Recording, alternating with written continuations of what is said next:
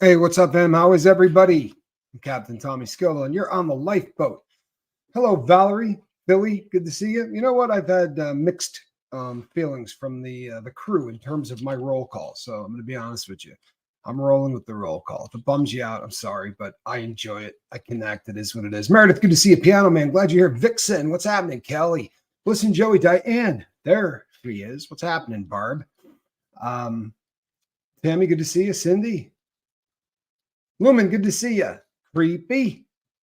Dastardly Saboteur. Heather in the library. Just being me. Katrina. Michelle. Kelly. Anik Alexander. What's happening? AA Pauline. Andrew, the Heat Seeker. What's up? Hi, Tommy. Good to see you. Appreciate you. Kelly Gerlin, good to see you. Mixed Mutt. Egrids. Susie Q. Care Bear Gratitude. Boy, we're cooking. Layla Bradley, SD Cat Lover. Boy, you can't go wrong with Cat Lover. And seventh son, 9 of 9. Seventh son, 9 of 9. Did I bump my head? I don't remember there ever being a 9 of 9. I do, however, have a bit of a thing. You know what I mean? Where I kind of come in and out of focus. So if that's been there the entire time, I apologize. But I honestly don't remember it. Cosmic Christie, good to see you. Late night, right? Isn't it? It's late where you are, or early in the morning where you are, depending on how you look at it, I guess. Yeah, we're after, right? Should be just starting the next day, if I am not mistaken. Rolling Stone, good to see you. Armin, glad you're here. B minor. I was going to try to hold a B minor. Not sure I could do it. Not sure I could do it. You're in 2 lives. Who else went live? You know, I honestly try to time these puppies so that I don't interfere with other people going live. Like, I honestly make a real effort, but you know, it's next to impossible. It really is. It is next to impossible, but it's because you don't wear your glasses. You're squinting. Let me guess who that was. Did that come from Lisa? I'm sorry, Lisa. Lisa, I look like Homer Simpson when I put on my glasses. The trouble is, I look like Homer Simpson when I put on my glasses. That's the problem. It has a lot to do with the fact that I look like Homer Simpson. You can't time around Ron because he's a ping pong ball. He is, right? He's a ping pong ball, to be sure. And he's kind of a rock star, isn't he? So I do try to look and see if anybody's live, because I do have a little bit of leeway in what I do. I know the boss at the lifeboat really, really well. And usually I can get the guy to take his his foot off me long enough to change up the schedule. But 5 and 5 we really try to stick to, and it's always been that way. So I will not be changing that up, because to me that's an important thing. You know what I'm saying? Far too skinny to be Homer, right? True story on that. I've lost a ton of weight. But I don't look like Corey Feldman, and that is an important thing. Make no mistake. I'm pretty happy I'm not looking like that comeback kid, right? Not that comeback kid. Is my framed Star Trek uniform signed? Layla, not only is it signed, but it was worn and is signed. That puppy came from a show. That is the real deal Holyfield. He did very, very few of them, and that sold at auction with all of the trappings, the certificate of authenticity, and all of that stuff. Really funny story too, because I was not there. I wasn't there for anything even remotely like that. I was there to buy watches, and I called someone who is a crew member on the lifeboat in one of our wrenches. And I just said, I'm going to send you a picture of something that they have here for sale. And oh yeah, she almost had a heart attack. I said, I'm buying this, but it's going to hang in my office until you come and get it. So until she comes and gets it, it's sitting right there. I'm not packaging that up. I'm not sending it halfway around the world, but I will give it to our Linda, right? Lady Crispin will, she is the biggest fan on earth of Captain Kirk. And I'm happy to answer your question. And do you know why? I'll tell you why. Because we want to see you. I will tell Johnny to bring back snack time. You have my word. I will tell him, and I will ride him like Seabiscuit to bring it back tonight, because that was a very cool segment. He needs to do a late night snack with the Scoville squad. I would do that with him. You guys need to tell him you want to do that, because I'll do that with him every night. That's a lot of fun, man. I would do that. You love the roll call. Thank you. Thank you, Jen Hobbs. Hey, Brandon Calloway, rock star from way back in the day. He's been with us forever. Hey, Izzy. So I think that one of the reasons that there are people who bum out with my roll call and with all of this stuff, right? But I want to tell you something. I don't want to run a show where I miss stuff like this, right? Around 3 years clean. It's a constant thing, trying to work out our issues and ourselves. I'm learning so much about myself. You know, it's funny how that works out. 3 years is epic. Now, start journaling. The number of people, go through the comment section and read comments from people on this boat. Read the people that say, Tommy, I've been journaling since January 1. I've been journaling since whatever, right? Since they started messing around here with the lifeboat, and how much it has changed their lives. It's dramatic. I promise you, it's dramatic. It will change your life, and it will give you an opportunity to see when you're off course and off kilter. I was pretty open the other day with the fact that I was in a bad place. I was off kilter. Most assuredly, I was off kilter. So I made some adjustments. How I did that was to go back. Hey, Lisa Trimble, was to go back through all of my stuff. Sup, Dilrod, good to see you. Sweet Tea, we need more Mama Scoville. You can't get Mama Scoville in front of a camera. She just won't do it. Flamin' Jackson, my man. Hey, Jackson, I want you to know something. I love you, Jackson. I really do, man. I love Flamin' Jackson. Question. Do you think the Nick Gogin from the Gypsy Rose show, did they do him right? No, not that entire story. And I'm not gonna spill too much of it, because I'm gonna be talking about it, something that's going to be coming up on a true crime deal. I am going to revisit that case and give you the Tommy Scoville opinion on it, because there's disturbing stuff through that. Can I please explain the journaling? Sure, I can. Let's do this. Let me explain the journaling. D journal today. Woohoo! Daniel McCoy, you made a live. Fantastically back. Rebecca, good to see you. Glad that you're here. Big time, Rebecca. Glad that you're here. You here? You here?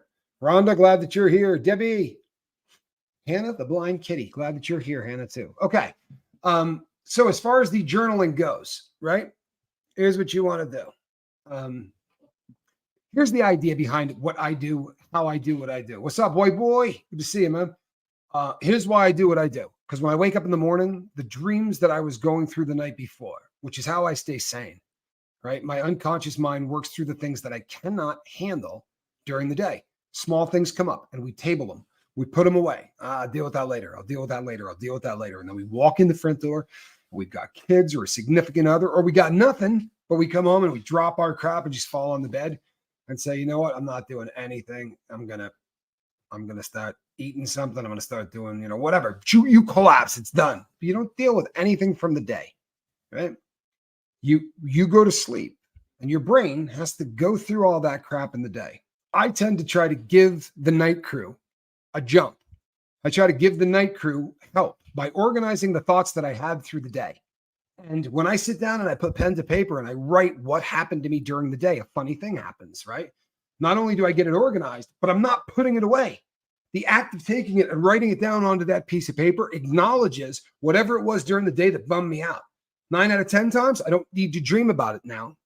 I've dealt with the issue, right? I think to myself, you know what? Morgan's a jackwagon. I'm not dealing with this person anymore. Just happens to say JP Morgan on my book, by the way. If your name is Morgan, I look down. JP Morgan, right? Morgan, I'm not dealing with Morgan anymore, whatever. You get it? You deal with it right then.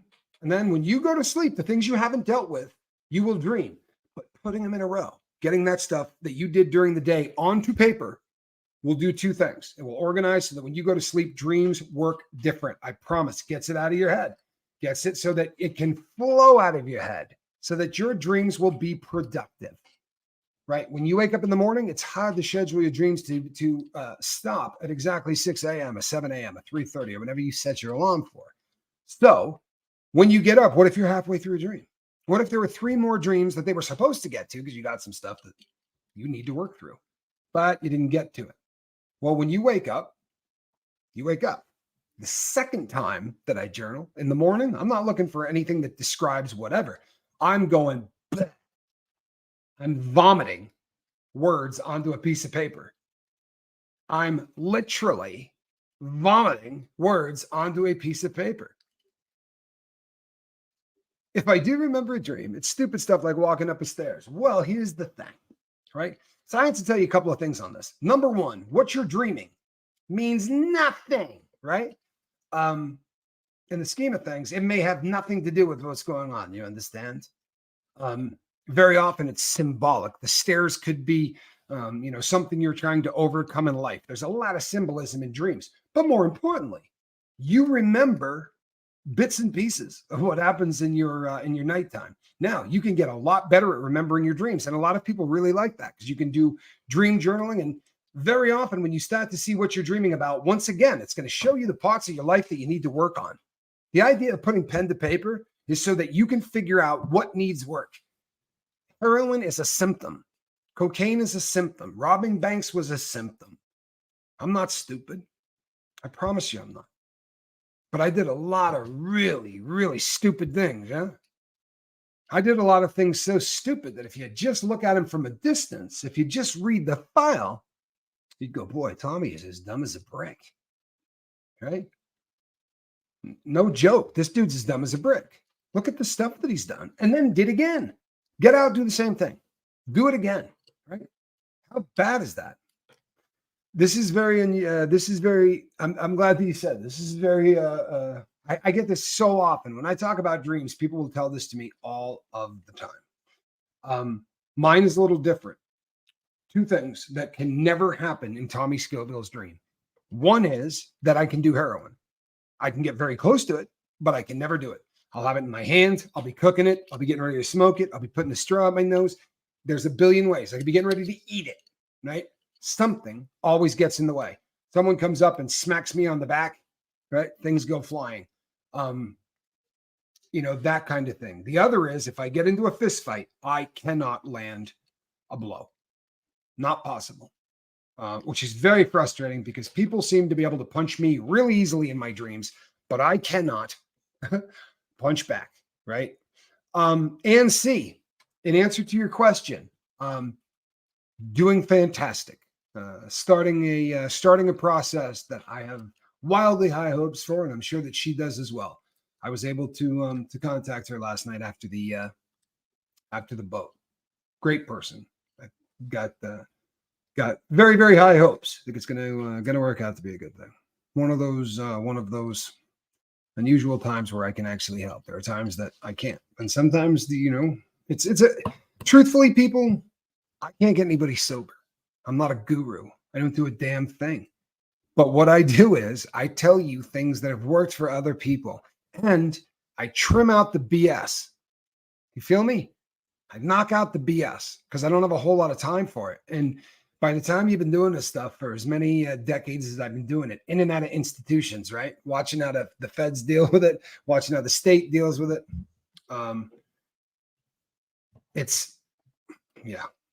Lisa Trimble says, I don't dream. Psych meds. What should I do in the AM? The answer is, I will have people argue this one with me till the end of time. But the truth is this: you do not remember your dreams currently. You dream. If you did not, you would dream with your eyes open, right? If this is a very odd thing that happens with us as human beings.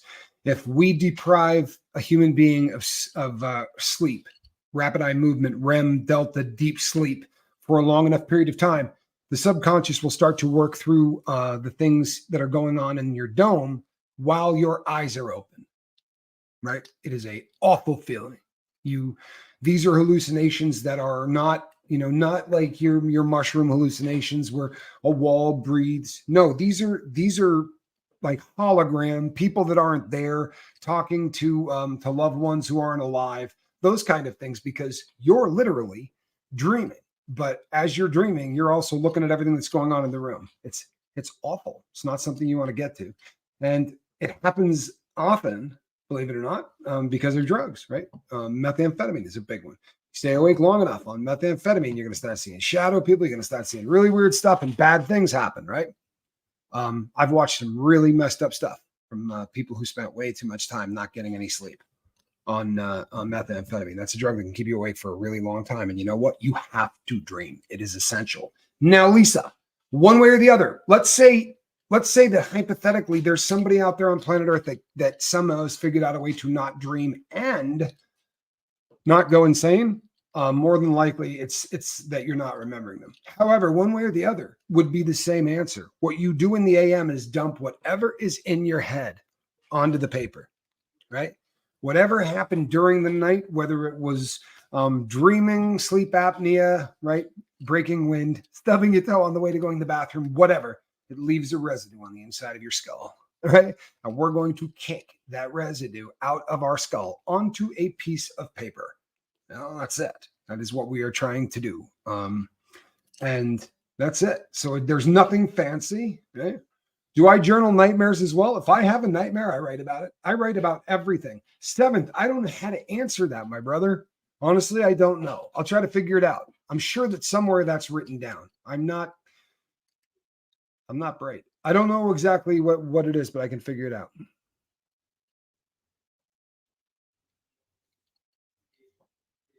Thank you, Anna. That's a very kind thing to say. I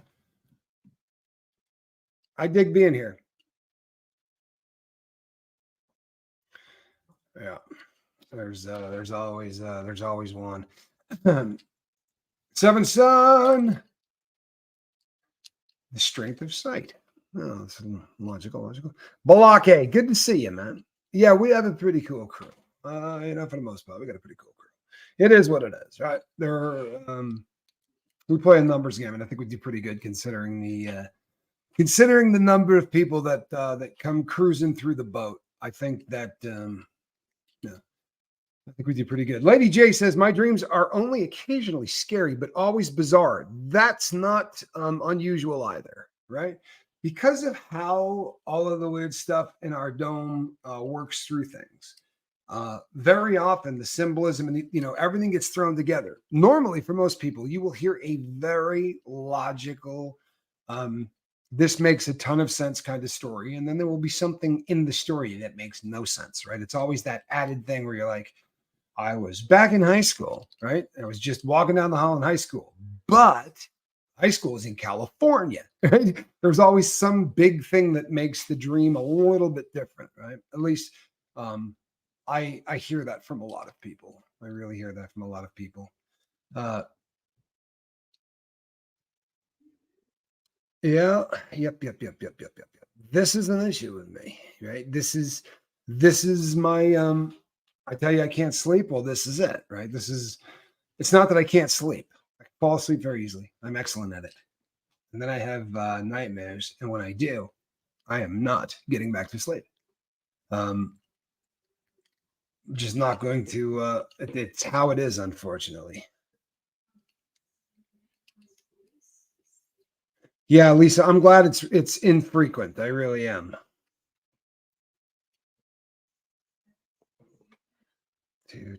Hold on one second. You're worried about your daughter and your grandson. They're going to be there on Thursday. Yeah, that's frightening. And it will crawl into your subconscious. This is why, right? This is why journaling becomes essential. I promise you, when we begin to fixate on things, when we begin to have things in our lives that we build up to be the biggest thing, and I'm not saying you do this, Lisa, I do all the time. Something's happening. I have something in the future that's moving toward me. If there is even a minute amount of discomfort at the prospect of what is moving toward me, Thanksgiving, right? You're cruising toward Thanksgiving. That is an uncomfortable thing for me, right? Because I know what that can bring with it, right? I know exactly what that can bring with it.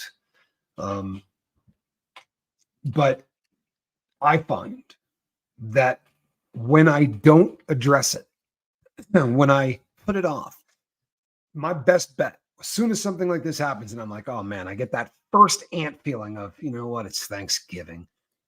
All of my siblings are going to bring their significant others, right? Jerk the e-brake, get out the journal and start writing, because my brain is not my friend. And if I let those ants run wild, my thoughts are going to get amplified. And within 30 minutes, I'm going to be stomping around the inside of my living room talking about which in-law I hate and why. It just doesn't need to happen, right?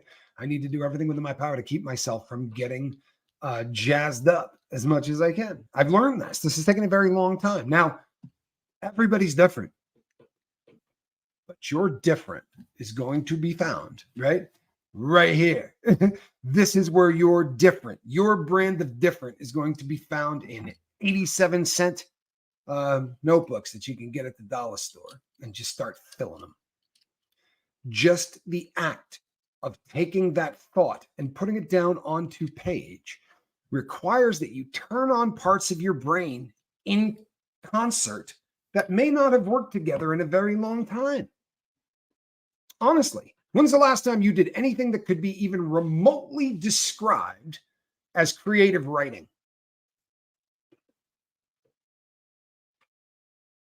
I'm so glad that the crew at a boat was here for you. I really am. Look at this.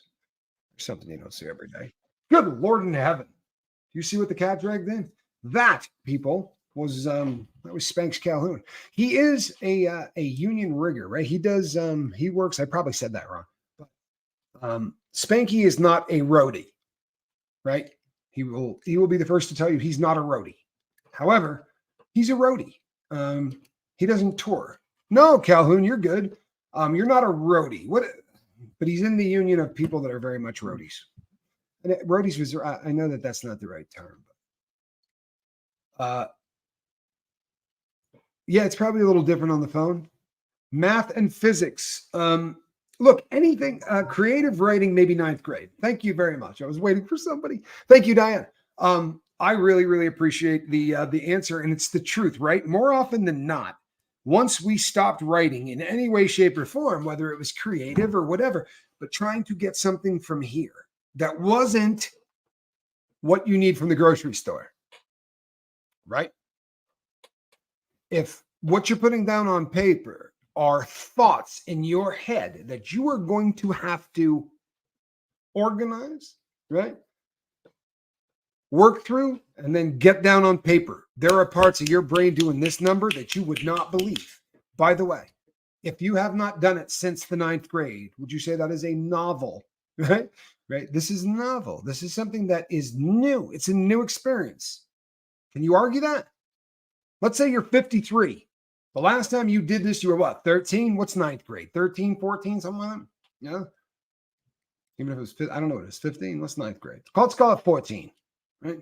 Now you're 54. 40 years ago. This is very new. Thank you. Thank you. Thank you. Thank you. Now, do you know why I ask? And do you know why that is important? I'll tell you why.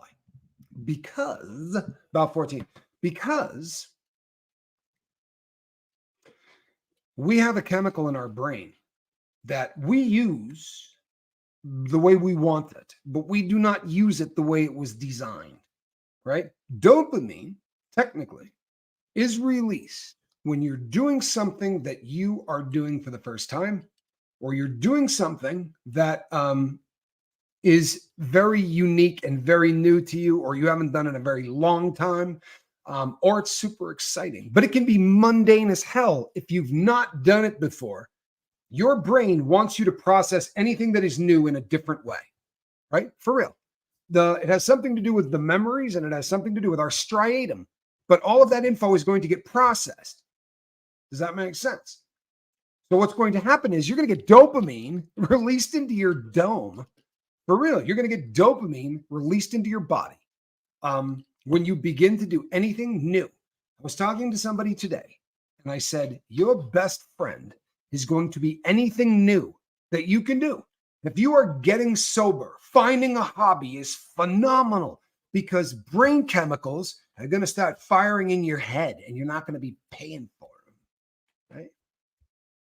Art keeps your tears under control. I love it. Art's a fantastic outlet.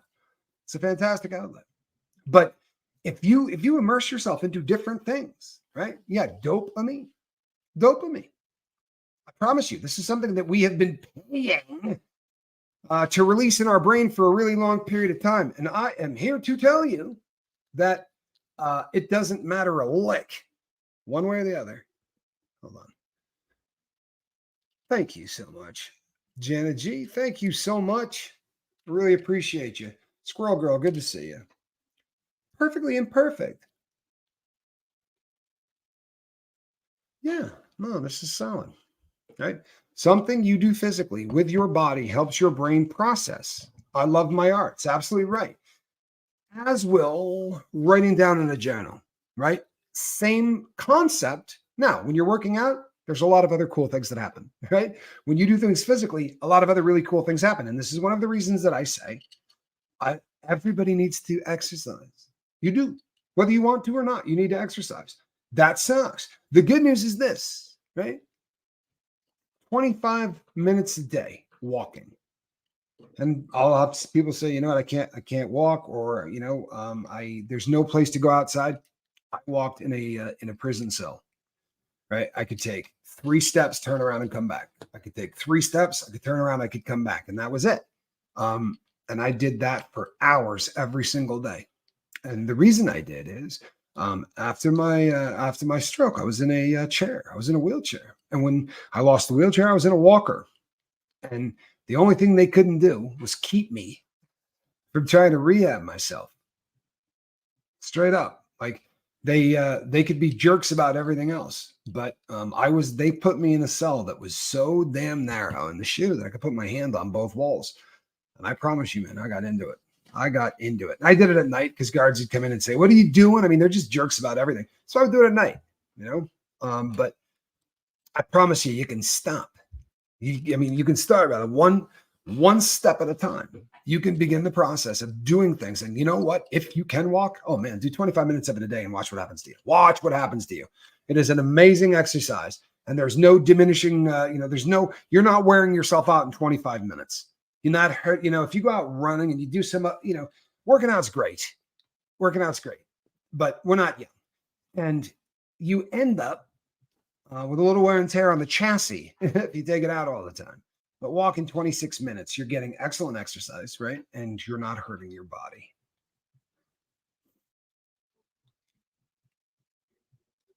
Oh, Tracy, I'm so happy that you are writing again. Honest to goodness. I am so happy that you are writing again. People, I promise you, if I had started writing when I was 18, there is no telling where I would be right now. But I had come to the realization that, if you don't write stuff down, then I promise you didn't set a goal, which means I didn't do it until I was 46. I had set the first goal I had as an adult, right, at 46.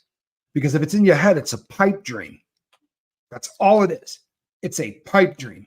Now, I made a lot of money on some pipe dreams. But you know why you write this stuff down? Perfect example. These days, I write down things like, why do you want to do it? I ask myself questions that are kind of important. Why in hell would you want to do? If I go back through my life and I look at business deals I did, and I go, if I had written that down, what would I have written for the reason that I wanted to do this, right? Why was the reason that I wanted to do this in the first place? And you know what you're going to come up with? You're going to come up with, I only wanted to make money. I didn't care about anybody else. It was about me getting paid. That was it. Okay. If I had read that on paper, if I had just read making money, I would have bailed. I would have. It would have been, maybe I wouldn't have. I was a pretty messed up human being. But these days, I write things and I'll go, good God, who is this? This is the dude I used to be. I promise you, people, you can let your brain grow wild on you. Put it down on paper, read it back. Right? Who did I just see? Squirrel Girl, I'm glad that you're here. I really am. I'm glad that you're here. Perfect. I grew up when we kept diaries, wrote letters, passed notes, and I still keep a handwritten planner. My journaling is more disorganized than my thoughts anymore, though. You know what? that's not necessarily such a bad thing. And I also keep a written planner. In fact, I got one right here. This is that is absolutely something I do. I'm old school to hell. I like writing. I like the smell of everything. I really do. My writing is horrendous in terms of like it goes everywhere. I allow myself to squirrel in every general direction. I don't think you'd enjoy reading it, but I get the stuff out. I really get the stuff out. But I missed Squirrel Girl's comment. I don't know what my crew is saying. I am so sorry for your loss on. But I honestly, this was the purpose of this show, to be really honest with you. This is one of the things that has maybe the biggest shock to me about this channel. And C, be careful, please. Yep, we will see you. We will see you the next go around. You know what? We're not going to let that happen. We're not going to let that happen. And I'll tell you something. This place is great at that. I've never once said to the crew of the lifeboat, I want you to welcome people who come in here. I want you to say, welcome to the lifeboat. I want you to ask people how they're doing. I want you to make sure that people are seen, right? I have never said that, ever. But you know what? They do it. Everybody does. Everybody does. And it occurred to me today. I was journaling, oddly enough. And I was journaling about I was recapping a very unusual 2 or 3 weeks in my life. This has been a very unusual 2 or 3 weeks of my life. Yeah, you are not invisible here. You are not invisible here. We're not going to allow that to go down, right? Dirty Mouse says, I feel the same way, but not here, right? Sherry says, we take care of each other. These are not words, people. These aren't platitudes. These are people who reach out to one another. These are people that really go out of their way to make sure that people are doing all right. And I did not organize this. I didn't. There are people who go through the comment sections and you're not going to see this. But if you run the boat, you are, because I will see where you are popping comments on videos that I did, 6 weeks ago. But you're going through and commenting on comments of people that are new. Somebody leaves a comment that says something like, I just came here. People descend on them. I've never asked anybody to do that, but it is the coolest thing in the world. It really is. It says so much about who all of you are. If I had come up with the idea, right, I could feel really cool about it. I feel more cool because I didn't. I really do. But not because I came up with it, but because I'm associated with this. I got the best seat in the house. But I'm just another dude trying to stay sober, right? And I happen to believe that connection is the way that we do that. And I have met the coolest people. I really have. You know what? I've had this conversation 6 times in my life, maybe 7. I've had it in college. I distinctly remember having it in 8th grade with a girl that I wanted so badly to kiss. I can't explain. I'm sure I wanted to do more, but I distinctly remember wanting to kiss her. I don't remember a whole lot more than that. I mean, it was, she teaches yoga in the Pacific Northwest. Yeah. And has aged better than anyone I've ever seen. I stalk her at a distance about once every 10 years. You do this. I know I'm not the only one that does this. I love this place too. I'm not going to lie to you. I love this boat. This is just it is a social experiment gone so right. Really. It's just gone so right. And I didn't do it. Becca Jean says, I'm invisible in life, but not on this boat. Oh, what do we got here? I wrote a note to a girl I liked in the 5th grade. I found her reading it with all of her friends, all giggling. I think note passing times had passed already. Oh, it's too bad. It really is. It's heartbreaking. I wrote a lot of notes. We were in high school. That was all you had, right? We wrote notes. We wrote a lot of notes. Jason P says, absolutely, the boat is a safe place. And I'll tell you something, the wrenches work really hard to keep us from letting that happen. That is really something that we work on. I promise. Sarah, that makes me feel. I'm sorry that happens in the real world. I wish I could control that, but I haven't had to control it here. The people have. Jason P, thank you so much, Jason. I really do appreciate you. I saw that comment and had to duck back real quick. I just kind of had to, but I really do appreciate you. And folded notes into triangles. You know what? Lisa would have been in deep trouble. I promise you. Sorry, knocked over my water. Lisa would have been in deep trouble. I promise you. I had especially growing up, I had a really bad problem with blonde hair. I mean it. Like that was when people said, "Did you have a type?" That was about as far as the type got. Like I dated blondes, and that was probably through about 34. I don't think I dated anybody that wasn't blonde. It was just one of those things. Cootie catchers. I do happen to remember cootie catchers. Do you remember playing for the guys? You know what? I bet the ladies did it. You know what? I'm glad to hear this. That makes me feel great. Do you remember the little triangular footballs? Right? And you would hit them on the table, and you're trying to get the thing to hang over the edge. You know what I'm talking about. And then you had to kick field goals. Come on. Boy, did I play a lot of that stupid game. I don't think you can possibly imagine how much of that stupid game that I played. Stu B, have a great day. Be safe.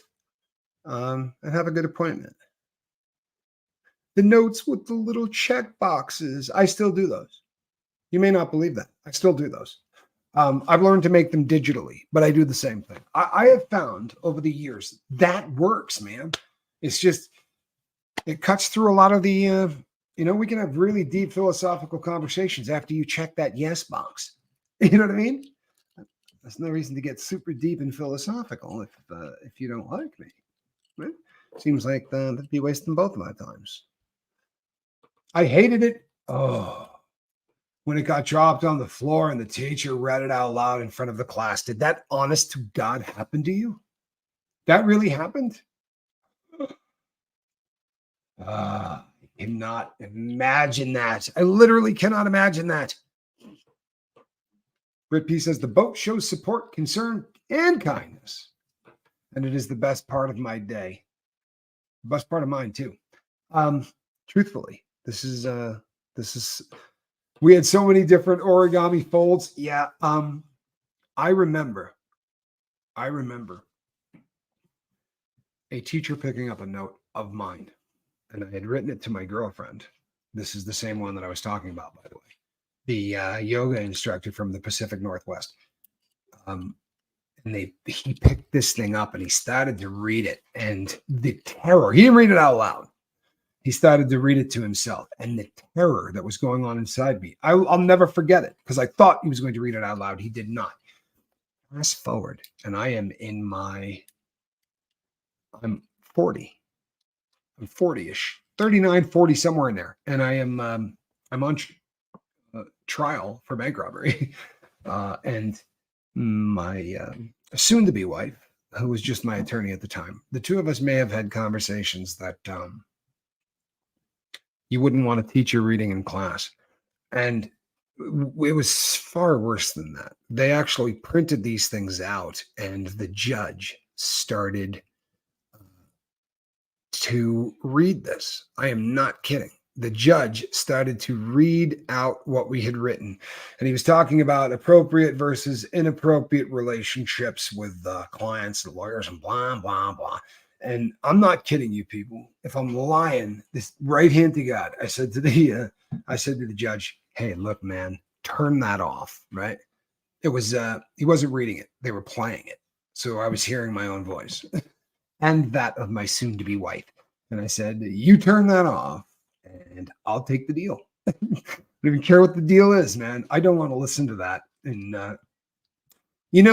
Kristen, I think he did exactly what he was wanting to do, which was to really bum out my, the woman that I loved at the time. That was what he was going for more than anything else. Now, she was not in the courtroom, But because she was an officer of the court, she was definitely going to hear about this, and for a long time. It was a bummer. Are you referring to the jellies that in high school I had a lot of friends, but not really good friends. Had a hard time dealing with people. I don't know. You know something? Honestly, I was friends with everybody in high school. But when I look back on it, Miss Sunrise Dawn, thoughts and prayers for your dad.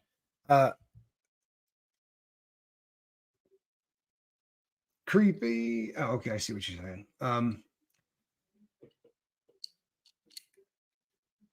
Sorry. You know what, Wharton? I am sorry, my man. I am sorry. It is a difficult thing when you're trying to get sober and the person that you're with is still in the life.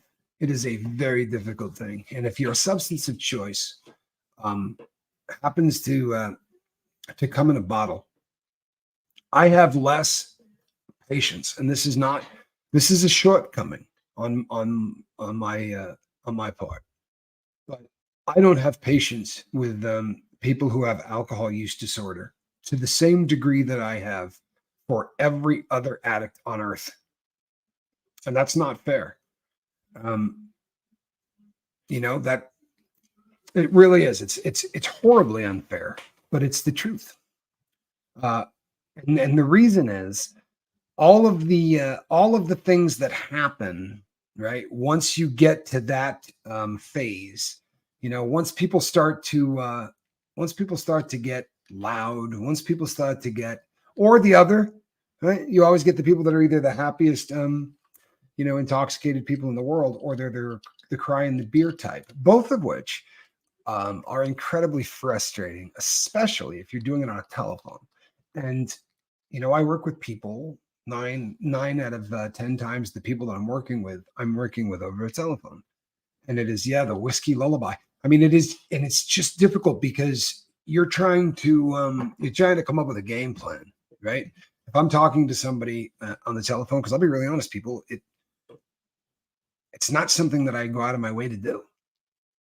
It would get out of control really, really quickly, right? So, but if I'm talking to somebody on the phone about getting right, then I really need to get.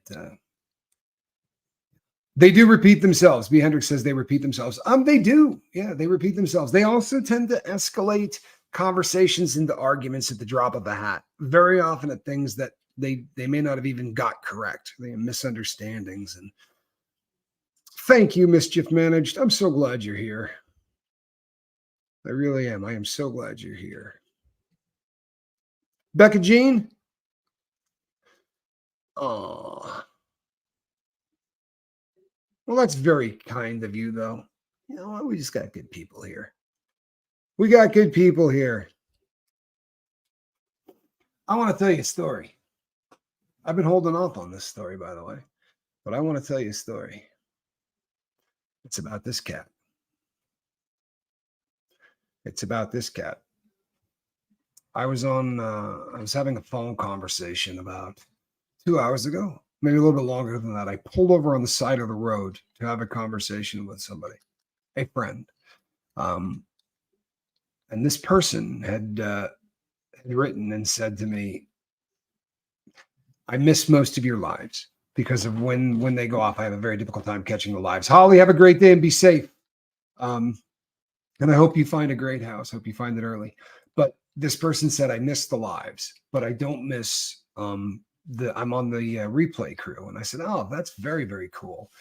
And the takeaway was every single time it's over, I love Charlie. He always just is there. He never fails. He's always there, and he's always got something to say and just kindness. She said, he just seemed like he would be such a nice person. I said, you have no idea, right? How Charlie really is the legitimate real deal. But you know how much that tickles you? For real. Someone who's never caught a live really loves it. Barbie World says, I'm always on the replay crew. Well, that's appreciated. Hey, Taekwondo for life. Good to see you, man. Glad that you're here. Glad that you're here. Hope you're having a good day. Yes, you are live right now, though, to be sure. You are live right now. It's always funny. We get it a lot. So where somebody pops in and goes, hey, this isn't live. You got to go, no, I'm pretty sure it is. Angelina, I'm using a rehab program, so I have a huge support system. You cannot have a large enough support system. I promise you. You can't have a large enough support system. And tell you what, if you're sitting around and you're thinking, I got some time to kill, then you're effing up. For real. You got a little time to kill in the first 6 months, you're doing something wrong. Figure out something to do with all of that time, or your brain will figure out something to do. And do you know what it'll do? It'll take you back to where you do not want to be. I promise. Lisa says, Taekwondo for life. Good to see you. And the truth is, she sees you. And it's kind of a beautiful thing to have people that do, right? It really is. It's a beautiful thing. And it's hard. It's hard. We're glad you're here. It's hard. But you know something? This journey gets a hell of a lot easier when you have peer support. Support groups are great. I find, and I will argue this until the end of time, that your best bet is to be around people who have found their way out of whatever problem you're trying to fix. Group support from people that have been there and done that, right? Wharton, bud, I love you, man. This is for you, Wharton. I know, Wharton, you're a saint, brother. You really are. Tommy Angela said she found a doctor to help her get off alcohol. I did not see it, but that is awesome. I have to assume if you're talking to a doctor, one of the options he's going to talk to you about is naltrexone. And he may also be talking about stepping you off with a benzodiazepine. You are awesome to be seeing a doctor. I cannot tell you how cool that is. And do you know why? Because it's the right damn thing to do. And it says to the world, I got nothing to be ashamed of. Sorry, this is a medical condition. What do you do with a medical condition? Huh? You talk to a freaking doctor, and then you find out what the best plan of action is, right? And start writing stuff down. If you're not writing stuff down, you don't have a plan. 2 days sober. The first 48 people. How cool is that? Huh? Tell you what. Let's do a 4. A 4 is my daughter's favorite number, right? So let's do the 4. And my daughter's really into the whole number thing. So this is my daughter's favorite number. This is Cedar's number. But this one here is for Angelina. That's the boat clapping right there. That's what that is. That's a whole group of people that think that 48 hours, the most important 48 hours on planet Earth, are the first 48 hours that you're sober. I promise. All of the rest of the 48s for the rest of the time that you're on Earth are going to be a little less important than the 2 days you just spent. There's no way to get to 3 days sober without 2. And in the beginning, it's a difficult thing. It is a difficult thing in the beginning. But you went to see a doctor, right? You're talking to people. You're on a peer support group channel right now, right? That's what we do. This is all we do. We support people that need support. People need it for different reasons. And you're going to find, and you can't let it hurt your feelings. It used to in the beginning, it used to bum me out. Instead, now I honestly take it as this bad boy is working, right? This bad boy is working. The first 48 are the hardest. Make no mistake. Those first 2 days are rugged. They are rugged. Congratulations. It could not be. You are in the right place. Make no mistake, you're in the right place. The fact that you're doing it the way you're doing it, right? In the past, you would never go to a doctor to talk to them, right? Because you have to be ashamed. You don't want to tell a doctor, right? There's something wrong with you. You can't handle your stuff. What is your defect, right? Why were you born different? There's something wrong with you. No, there's not. No, there's not. And there's been so much of that crap that's gone on for so long. Right? Dude's a loser. He's got lupus. Can you imagine? I mean, boy, oh boy, how disturbing. He's got lupus or he's got diabetes. I'm not talking to that dude. He's diabetic. Dude can't even control sugar. Think I want him in my life? Forget it. Forget it. Sounds dumb as hell, doesn't it? I'll make you a promise. When people say, I'm not talking to dude, he's a junk, he's a piece of crap, it sounds the same way to me. I promise it does. I promise it does. I know it's an ugly disease, and the symptoms of our disease are uglier than the symptoms of any other disease. Right? And I had the ugliest of them. I really took them to the extreme. Healing is painful, but not healing is agonizing and quite possibly deadly. I tend to think it is deadly. I really do. Well, you're going to keep trying though, yeah? You're going to continue to, not only are you going to keep trying, but you're going to keep us up to speed on this, yeah? By the way, continue to burn through them, right? Like rolling papers until you get to one that ticks every box, right? Don't do the 3 out of 4 ain't bad. Find one that gels with you, right? Find one that gels with you. That is important. Tommy, what do you know about Darvocet? My mom was on it for 40 years. Good Lord. Right before she died, she wanted to get off of it. Her doctor told her not to do it because it would probably kill her. I'm sure he was right. Darvocet's a painkiller. It's there's 2 drugs in the family, Darvon and Darvocet, and they are really unusual in that in the liquid form, you actually get considerably better results sticking it in the muscle than you would putting it in a vein. And there just are not very many substances on planet Earth like that. That happens to be one of them. And it, for a while, it was used, I mean, really used a lot. And a lot of prescriptions were written for it. And then it just kind of went away. I think the advent of Loratab, right? That drug became super popular. The hydrocodone kind of replaced all of that. And in all of the variations of hydrocodone drugs, right? So, Norcos and Loratab and Vicodin, and they're all the same, right? They're all just hydrocodone and then mixed with something different. Vicoprofen, whatever. You know what? Shame and guilt. Shame and guilt have their place. It's just not an addiction. If you've done something and you're feeling guilty for it, right? Your brain is telling you that something's up, right? I feel guilty for the things that I did when I was on dope. I'm not going to allow myself to feel shame for them. I was not in control of my actions. I wasn't. And if someone was grabbing me from behind and holding my arms and legs and forcing me to do things, it would not have been any more of them taking me over than tar heroin did, I assure you. So I'm not going to feel shame for that. And for the people who would like me to, you can walk out the back any way you'd like, right?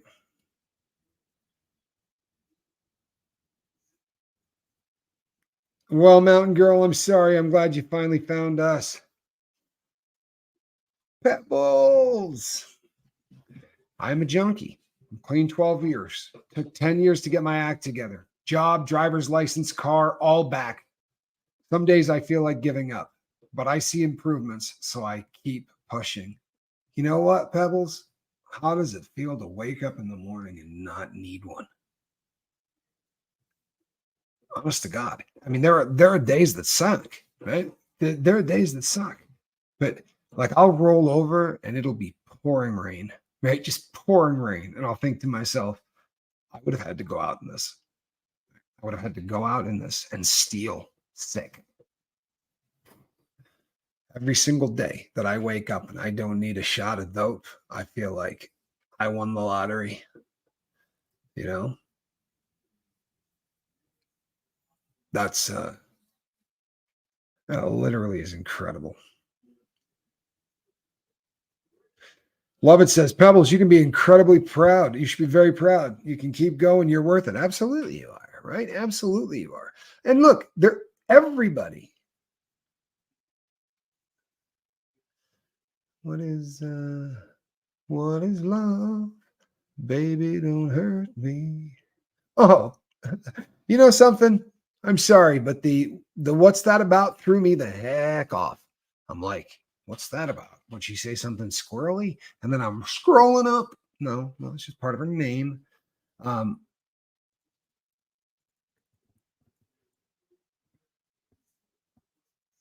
Booyah.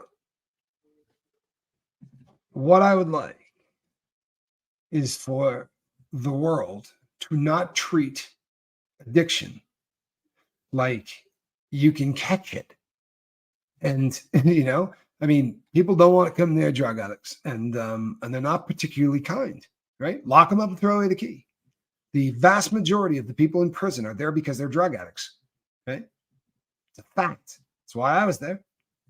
Right? Yeah, I was a bank robber. I wasn't robbing banks to drive cars, like Fast and Furious. I wasn't. What I was robbing banks for was to put dope in my arm. That was it. That was it. That is the only reason.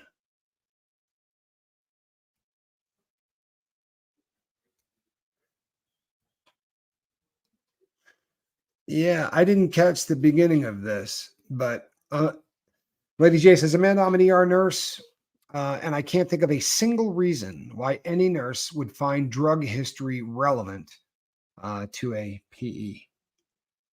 Physical examinations? I don't know what PE is. It makes zero sense, and I'm confused, and sorry it happened to you. It really sticks out when the medical community comes up short. When the medical community comes up really short, you know what?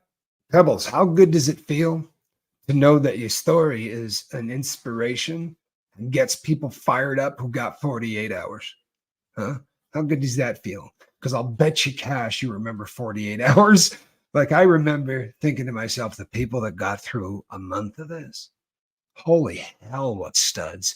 And then I got to a month and I thought, maybe I could go half a year. Right? Maybe I get to that half a year. And each time I hit one of those milestones that I would tell myself, honest to God, all the way up to the buildup, you know what? I hit 6 months, I'm going to get high. Just going to get high one day, right? I'd get into that stupid mindset. And then as I would start to get close, my rational mind, right? Journaling and all that, I'd be like, what are you doing? But in the beginning, I used to set those stupid goals for no apparent reason. I gotta get to a year, right? If I can get to a year, I don't know what it meant, but but I remember being blown away by anybody that had any time. And it's gotta feel good, Pebbles. That's gotta just feel good to read, man. Tracer D, it was pulled from the market, but I shouldn't say that. It is not pulled from the market. You can still get it. It is not used the way it used to be used, and it did have something to do with heart. I'm definitely not educated enough to speak on it. But I know that it also is something that is still used with some people for some reasons. It's a very unusual drug. It really is. Have been looking for a trauma therapist. Grief is handled next to no one has experience with adoptees. Not here anyway. Mischief managed. I am so sorry. I really am. Please continue to look. Please continue to look. And thank you so much for the support. It's, we talk about all the time how you have got to become an advocate for yourself. And it's hard, but you really are going to be the only people that did it.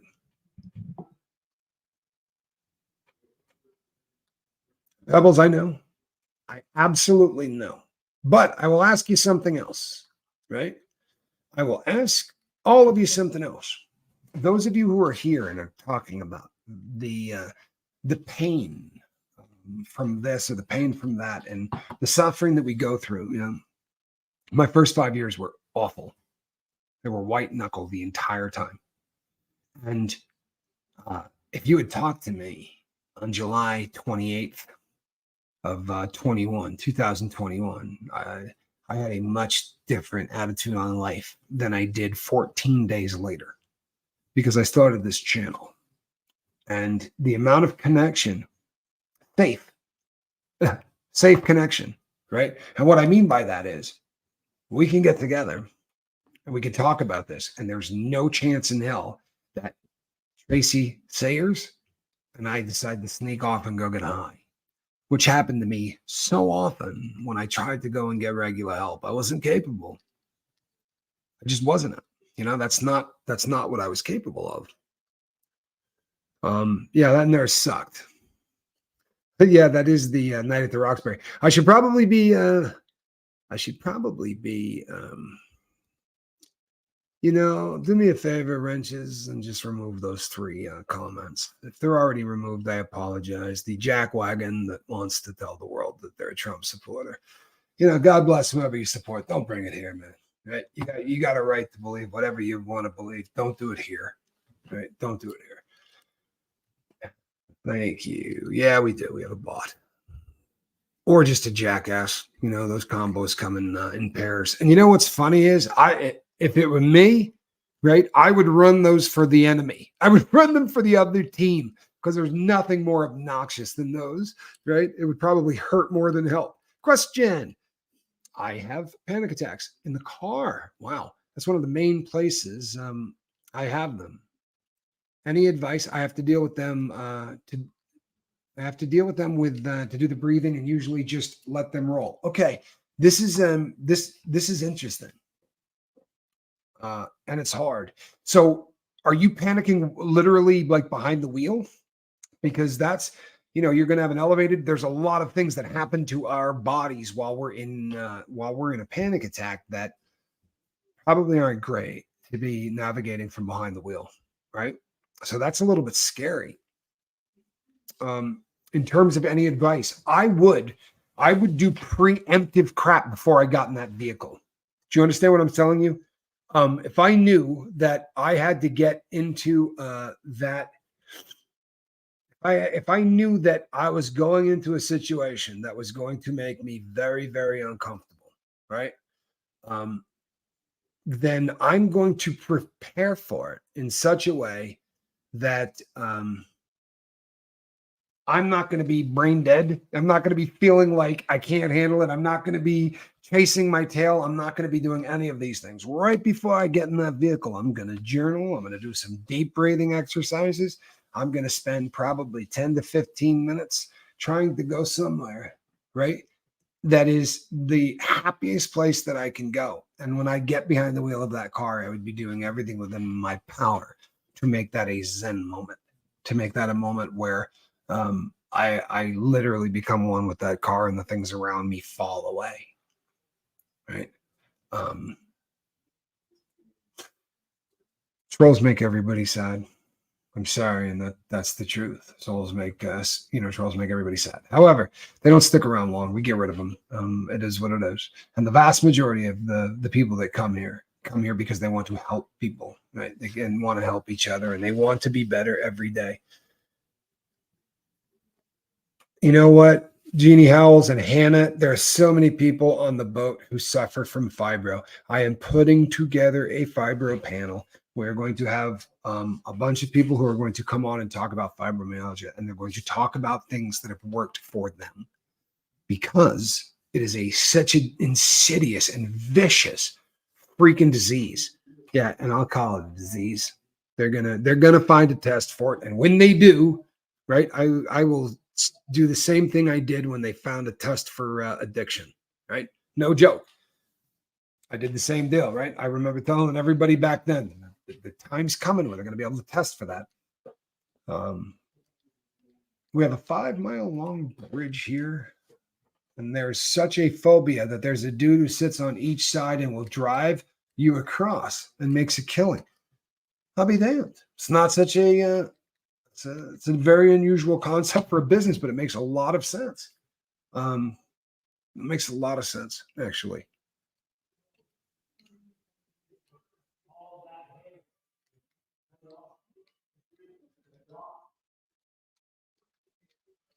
I want to tell you something.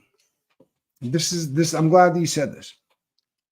Lisa says, I'm not advocating this, but I do have a script for Xanax because my panic attacks are so bad. Just having the backup on me, knowing it's there, helps me 9 out of 10 times. Usually the breathing works, kind of on its own. Yeah. I have a friend that's been doing this with an airplane bottle of vodka since he quit drinking 25 years ago. And having that in his pocket, knowing that it is there, has kept him from having to go get one that entire time. Does it make sense to me? It doesn't have to, right? It doesn't have to. But let me say this. You break your leg, you need painkillers. There are people, right, for whom the ability to cope with panic attacks will not happen without medication. That does not make you evil for taking the medication. It does not make you a bad person for needing that medication any more than it would for someone who needs painkillers. I'm not that channel. I'm not an anti-drug channel, right? I am an anti-addiction channel. And I know people that take medication for panic attacks, and it works beautifully for them. And they do not have a problem, right? They're not abusing it. They do not have a drug problem.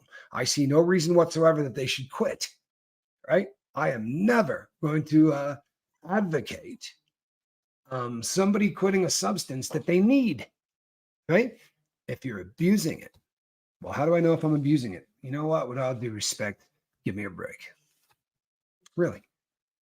You might be able to talk yourself into that for a little bit of time. Here's an easy one, right? So like this.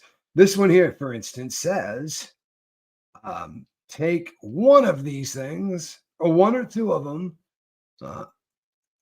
as needed, right, at bedtime. This is a sleep aid, hydroxyzine hydrochloride. Don't take it anymore. But you take one or two of these tablets by mouth as needed. If I'm eating them at noon, I don't need any help finding out that those things are an issue in my life. If they're supposed to last 30 days and 6 days into the prescription, they're empty, right? I have a problem. I'm not doing this the way that you're supposed to. If you don't have a problem, then the instructions the doctor gave you will get the job done. And if you don't have a problem and it's not getting the job done, you would say to the doctor, for whatever reason, this isn't working. And the doctor will very happily take you to the level that's going to work, right? But they're pretty good at it too. And very often they smell a rat. You know, they look for someone that maybe is, you know, heading down into an addiction or already is someone that abuses drugs, and you know they're getting better at trying to be careful. And of course, in a lot of places, that just means that they're screwing over people that really need drugs. But it always takes a couple of generations almost.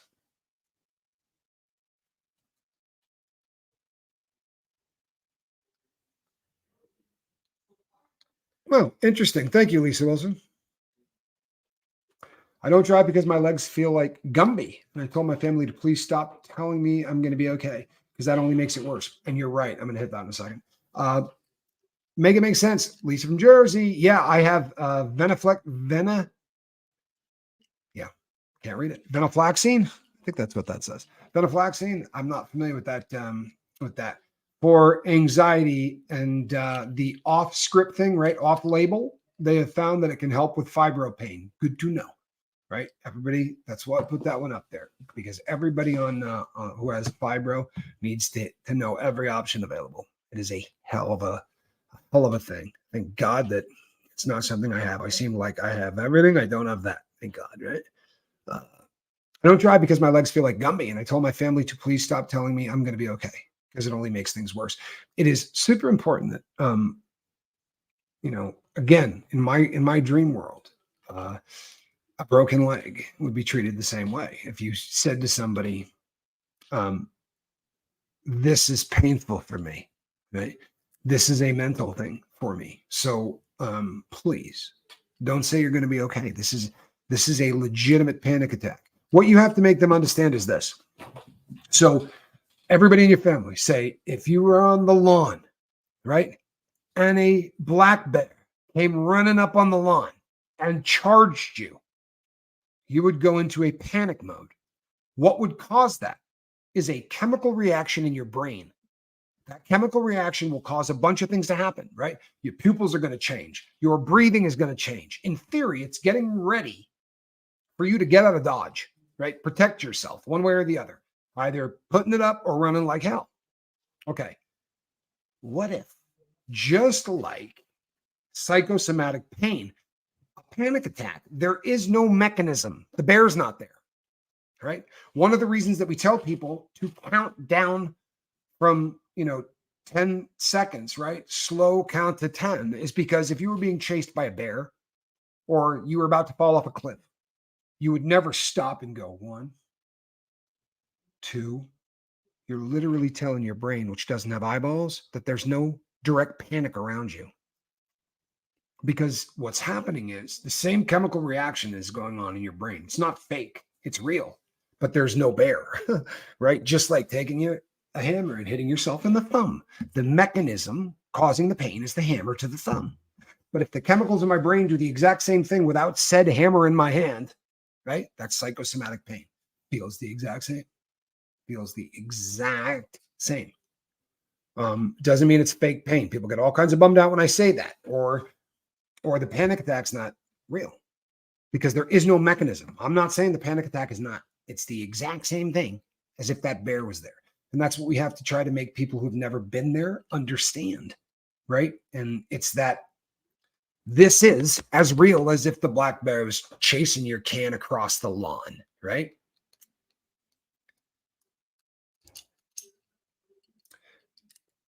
One day doesn't exist. Been there, tried that, did not work. Relapse found me. Do you mean getting high for one day? I'm just gonna do this for one day. If that's what you're talking about, boy, we've all done that. I'm just gonna do it once. I am just going to do it once.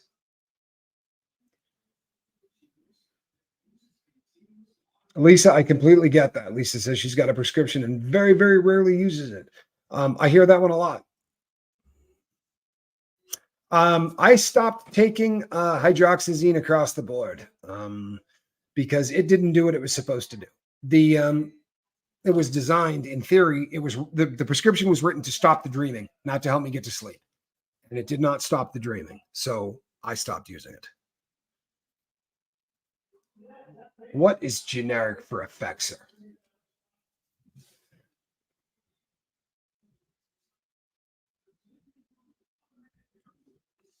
I'm lost.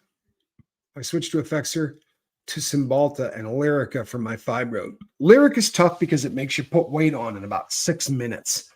Man, oh man, I was on that a long time ago, and so was Johnny. And I think Johnny put on like 40 pounds. That stuff it's a hard. I mean, it really causes weight gain bad.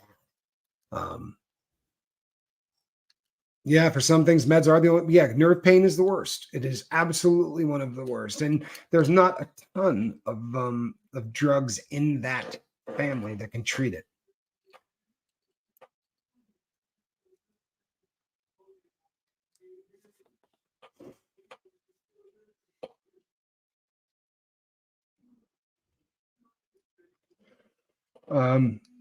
It's also an SSRI, so it keeps the serotonin in the receptors for longer, which helps with anxiety and works as a pain reliever. I just have to be careful because I have tramadol. Okay. Okay.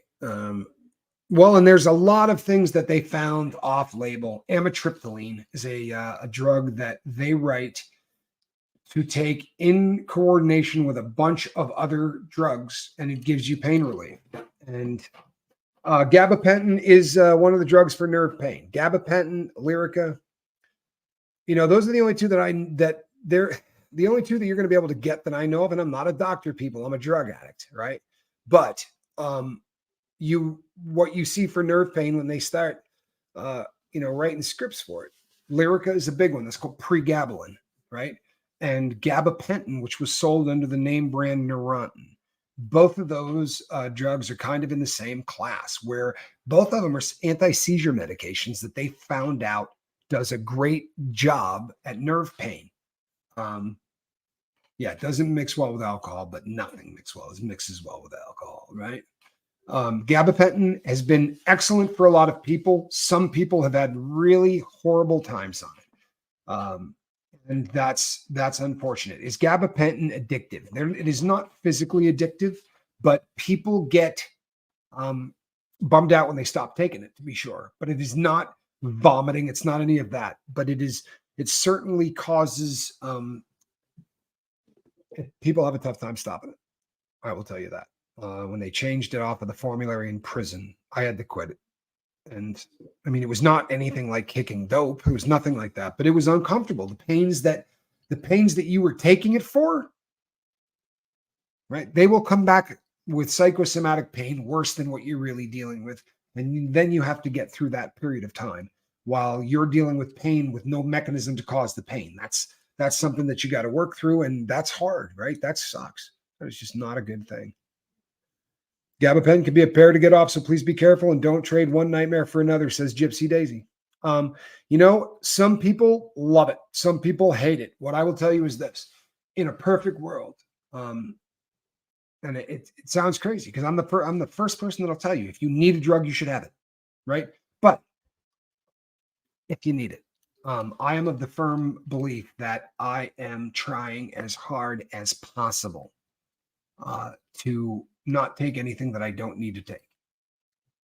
No, you don't just stop taking antidepressants. Don't stop taking anything without talking to your doctor, right? That would be the doctor that wrote you the script.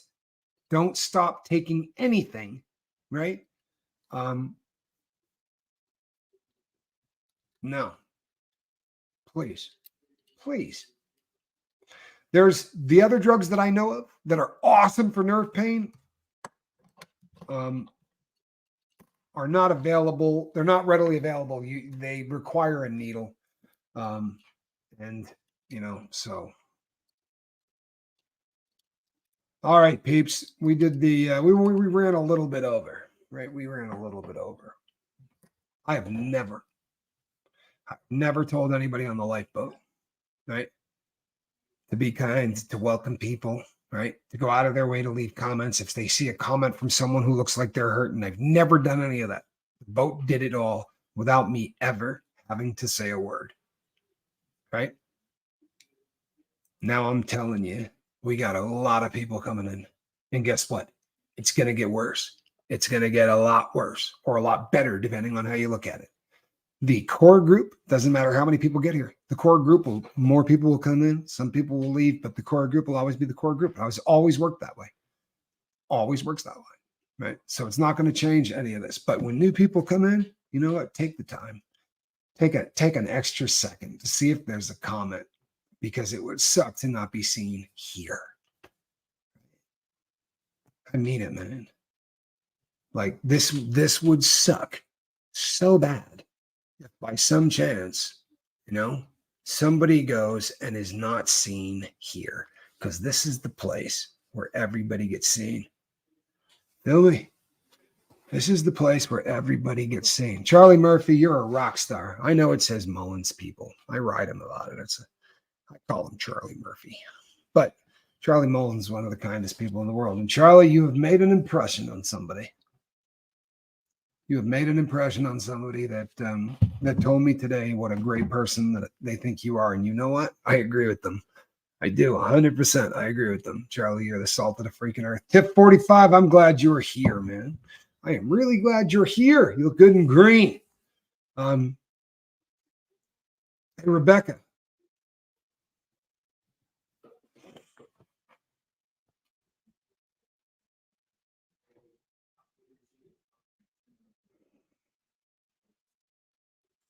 See that, Becca? We see ya. I'm glad that you're here. We're all glad that you're here. I promise you. We really are. This place is just a little different.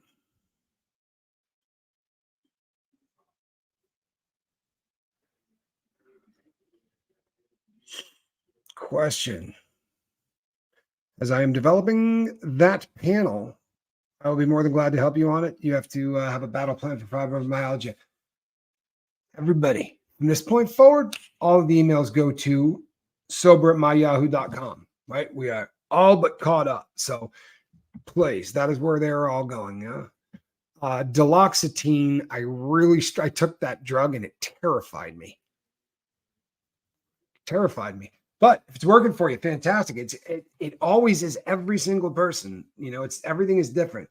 And you got to just work with your medical team, right? Until you can get the perfect, so you can get the perfect plan. Requires a lot of working with your medical professionals. Lisa from Jersey says, Charlie, you see everyone and always take time to be kind. You are awesome. And there's just a lot of truth to that, Charlie. Seventh son, Charlie, there are just people that are consistently in and out, always here, always leaving messages. And they've been doing this for years. Those cats were there on the very first video. How's that? Those two guys have been here for every single video. And I promise you, without them, there wouldn't be a lifeboat. I can't tell you how many times they were part of the only 6 people that showed up, right? They were 2 of the 6. And we just kept doing it. And no regrets. I'm so glad we did, right? This place is special. And no BS at all. You guys made it that way. When I started this, it was called the Tommy Scoville Show. And I was making videos. I wasn't even doing live feeds. It changed big time when we went live. And I kind of happily turned everything over, decisions and all of that, to the boat. And it has really changed. You people took it and ran with it. And what you've done is just amazing. It really has. Like the tenor of this. I didn't do this. You did. Right? So all I will ask is that as people get here, don't let anybody go unseen. Please. Please. This is the lifeboat. Don't let anybody go unseen. Please. All right. I'm Captain Tommy. This puppy here, she's not being a cat, but she should be here for the next show. All right. Well, I'm glad I'm here too. Much love, everybody. I'm Captain Tommy. We'll see you on the next one. Bye-bye.